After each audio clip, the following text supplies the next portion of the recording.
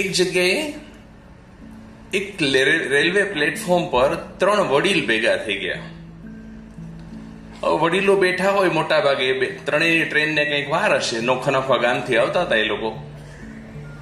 તો વડીલોને એક ટેવ હોય છે કે મોટા ભાગે સુખ દુઃખની વાતો હોય, રોમાન્ટિક વાતોની ઉંમર પૂરી થઈ ગઈ હોય તો સુખ દુઃખની વાતો કરતા હોય. એમાં એ લોકો પૂછે છે એકબીજાને કે સુખ કોને કહેવાય, એની વાત ઉપર ચડી ગયા.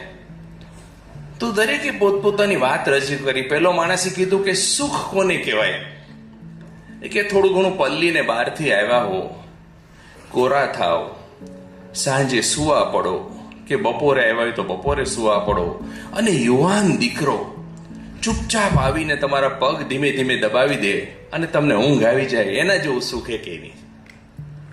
તો બીજો કે તમને શેમાં સુખ લાગે? તો બીજો માણસ કે જો મારે તો એવું છે, ખાવા પીવાનું શોખીન છું. તમે પલ્લીને બહારથી વરસતા વરસાદમાંથી આવ્યા હો અને તમને આવ્યા ત્યારે ટુવાલ આપતા પત્ની કે તમે કોરા થાવ ત્યાં સુધી હું ભજીયા અને ચા બનાવી નાખું. આપણો સૌરાષ્ટ્ર વાળો હશે. એ ભજીયા ને ચા વરસતા વરસાદમાં બારી પાસે બેસીને કે ઝરૂખામ બેસીને ખાવાની જે મજા આવે એની સાથે મને બીજું એકેય સુખ સરખામણી નથી થઈ શકતી. તો ત્રીજાને પૂછે કે તમને શેમાં સુખ લાગે છે? તો ત્રીજો માણસ કે મારું તો એવું છે ને કે મને તો એવું લાગે કે વરસતો વરસાદ હોય, રાતના 11, 11:30 જેવો સમય થયો હોય અને તમારું બારણું કોઈ જોરથી ખખડાવે, ખોલો તો સામે પોલીસ હોય ને તમને કે જેઠાલાલ તમારી ધરપકડ કરવાની છે અને તમારે લાંબો સમય જેલમાં રહેવાનું છે. તો ઓલો બે કે આમાં છે ને સુખ? તો કે તમે સાંભળો તો ખરા, અડધી રાતે પોલીસ ખખડાવે ને એવું કે વરસતા વરસાદમાં કે જેઠાલાલ તમારી ધરપકડ કરવાની છે ને તમારે લાંબો સમય જેલમાં રહેવાનું છે. એ સમય આપણે વટથી કહીએ કે જેઠાલાલ બાજુમાં રહે છે. એના જેવું સુખ એકે નહીં. એટલે આ સુખ શબ્દ છે ને ગૂંચવાડો ઉભો કરતો શબ્દ છે. મોટા ભાગે તો આપણે જનરલ પહેલા સેન્સમાં લઈએ તો દુઃખનો અભાવ એટલે સુખ, અથવા તો અભાવનો અભાવ એટલે સુખ. આપણું મન અભાવોથી પીડાતું હોય છે એટલે દુઃખી હોય છે. એ અભાવોનો અભાવ હોય એને સુખ કહેવાય. પણ સુખ એબ્સોલ્યુટ સેન્સમાં નથી, એ સાપેક્ષતાનો સિદ્ધાંત અનુસરે છે. આલ્બર્ટ આઇન્સ્ટાઈન સાહેબનો નહીં, પણ એ સાપેક્ષ હોય છે. દાખલા તરીકે આપણે કિલોમીટરના કિલોમીટર ચાલીને આવતા હોય, પગ થાકી ગયા હોય, ગોટલા ચડી ગયા હોય પગની અંદર, અને એ વખતે કોઈ ગાડાવાળો આપણને બેસવા દેતો, એમ બેસાડી લેતો, આપણને ચોક્કસ સુખની લાગણી થાય. આપણને એમ થાય કે હાશ પગને આરામ મળ્યો, સુખી થઈ જાય.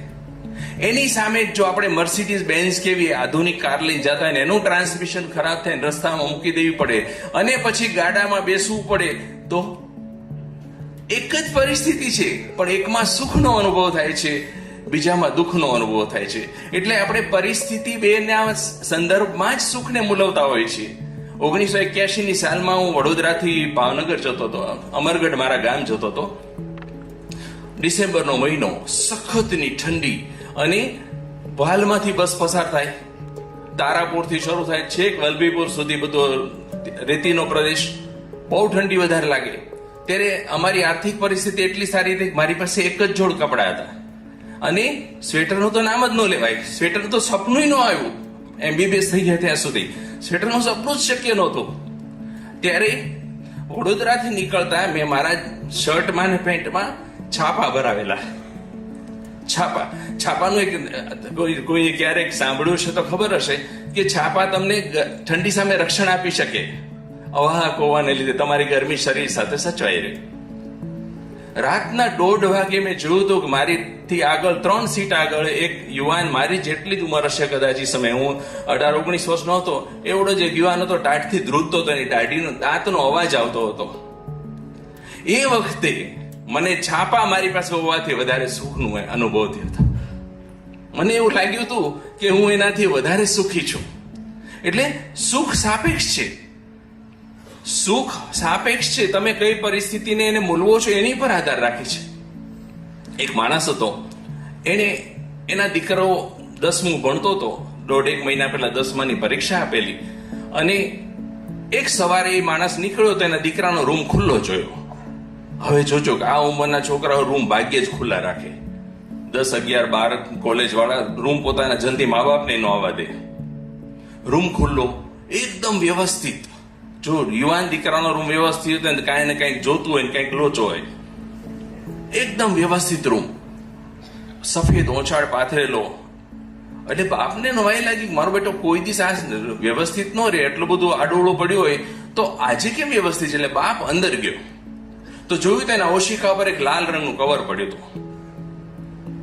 એટલે બાપે માને કંઈક અજુગતું લાગ્યું, બોલાવી લીધી એની માને કે તું આવતો ઉપર આવતો જલ્દી. એટલે માતાએ આવી, બાપે ખોલ્યું કવર તો અંદર કાગળ હતો એ કે પૂજ્ય પિતાજી અને માં, મારે તમારી માફી માંગવી છે એટલો પત્ર લખી રહ્યો છું. જો કે હું માફીને લાયક તો છું જ નહીં. બન્યું છે એવું કે 3 મહિનાથી હું જે વાંચવા જવાનું બહાનું કાઢીને રોજ રાતે જતો હતો ને, વાંચવા નહોતો જતો. આપણા ઘરથી થોડે દૂર છે ને, 1.5 કિલોમીટર દૂર એ અડ્ડામાં જતો હતો. અને ત્યાં અડ્ડાનો માલિક મને દારૂ પીવા આપતો હતો, એટલે હું દારૂડિયો થઈ ગયો છું. પછી પૈસા ખૂટ્યા, ઘરમાંથી કેટલા ચોરવા, ઘરમાં નહોતા મળતા. એટલે એણે મને શું કર્યું કે દારૂની ડિલિવરી માટે મોકલવા માંડ્યો. હું દારૂની ડિલિવરી આપી આવું, એના બદલા મને પીવા દે. એવું 3 મહિનાથી ચાલતું હતું. પણ 7 દિવસ પહેલા દારૂની ડિલિવરી આપવા જતી વખતે પોલીસે મને ઝડપી લીધો. પોલીસ સાથે ઝપાઝપી થઈ અને મેં એક પોલીસ વાળાના પેટમાં છરી મારી દીધી. સમાચાર મળ્યા છે કે ગઈકાલે પોલીસ વાળાનું હોસ્પિટલમાં મૃત્યુ થઈ ગયું છે. એટલે મારી પર મૃત્યુનો આરોપ આવી ગયો. કાયદો મને ગોતી જ કાઢશે, પોલીસ મને ઝડપી જ લેશે. અને જો અહીંયાથી આપણા ઘરમાંથી ધરપકડ થાય તો તમારું ખૂબ ખરાબ દેખાય. તમે આને માં જીવી ન શકો એવું થઈ જાય. એટલે હું ઘર છોડીને જાઉં છું, લીખીને તમારો કપાતર દીકરો. ઓલો માણસ ધ્રુજી ઉઠ્યો, એની પત્ની રડવા માંડી, એના હાથમાંથી કાગળ પડી ગયો નીચે. આવું સમાચાર તો કોઈ પણ માણસ ભાંગી જાય. એ ભાંગી ગયો રીતસર. એના હાથમાંથી કાગળ પડ્યો, કાગળની પાછળ લખેલું હતું. એની માએ ઉપાડીને વાંચ્યું, તેમાં લખેલું તો ઓશિકા નીચે બીજું કવર છે, એ જુઓ. ઓશિકો ઊંચું કર્યું, નીચે બ્લુ રંગનું બીજું કવર હતું. કાઢીને માએ ખોલીને વાંચ્યું ને તેમાં લખ્યું તો જોયું જિંદગીમાં કેટલું ખરાબ થઈ શકે. આવું કાંઈ નથી થયું, હું ખાલી ગણિતમાં નાપાસ થયો છું. અને તમને એવું લાગતું હોય કે પેલા કાગળમાં બન્યું એની કરતા આ ઓછું ખરાબ હોય તો મને બોલાવજો, હું સંડાસમાં બેઠો છું. એટલે સુખ સાપેક્ષ છે. હવે આ માં છોકરો નાપાસ થયો તો લાપસીનું આંધણ મૂકે છે. કારણ કે એને ધાર્યું તો 2 જણા એનાથી આખું 180 ડિગ્રી ઊંધું થઈ ગયું. એટલે આ સુખ છે સાપેક્ષતાનો નિયમ ફોલો કરે છે. આપણામાં ઇંગ્લિશમાં કહેવાય છે કે I cried for the shoes until I saw a man without foot. કે મેં બૂટ માટે હું ત્યાં સુધી દુખી રહ્યો જ્યાં સુધી મેં પગ વગરનો માણસ નહોતો જોયો. આપણને સુખનો અનુભવ કે સુખના માર્ગ પર ચાલવાનો અનુભવ નથી થતો. એનું કારણ શું છે ખબર છે? કે આપણે આપણી પાસે જે નથી એ ગણ્યા કરીએ છીએ, અથવા એ જે જતું રહ્યું છે એ ગણ્યા કરીએ છીએ, એટલે દુઃખી થઈએ છીએ. બાકી સુખનો રાજમાર્ગ તો હંમેશા આપણા પગ નીચે જ હોય છે. પણ આપણે આ કાં પાસ્ટમાં પડ્યા હોય છે કે જે જતું રહ્યું, કાં આપણી પાસે જે નથી એ વિચારોમાં પડ્યા રહીએ છીએ, એટલે દુઃખી થઈએ છીએ. અને આપણને હકીકતે આપણી પાસે જે છે એની કિંમત નથી હોતી. ખરેખર કિંમત ન થઈ પછી વ્યક્તિ હોય, સમૃદ્ધિ હોય, સ્વાસ્થ્ય હોય કે સમય હોય, આ 4 વસ્તુ આપણી પાસે હોય છે ત્યારે કિંમત નથી હોતી. અને જતું રહ્યું ત્યારે કિંમત હોય છે. ત્યારે આપણને એની કિંમત થાય છે.